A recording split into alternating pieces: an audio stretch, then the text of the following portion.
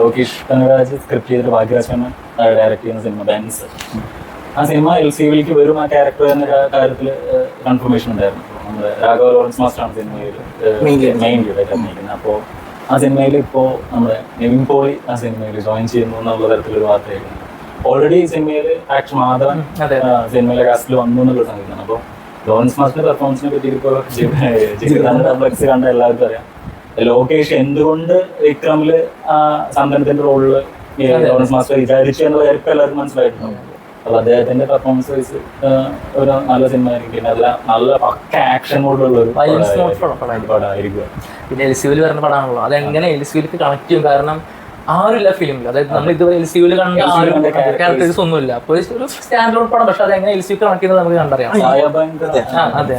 പിന്നെ സിനിമയുടെ ഷൂട്ട് ഈ മാസം അവസാനത്തിൽ സ്റ്റാർട്ട് ചെയ്യാണ്. ഇപ്പൊ അദ്ദേഹം നമ്മുടെ കാഞ്ചനയിൽ വർക്ക് ചെയ്തുകൊണ്ടിരിക്കുകയാണ്. അപ്പൊ എന്തായാലും പടം ഈ ഉടനെ തന്നെ വരട്ടെ.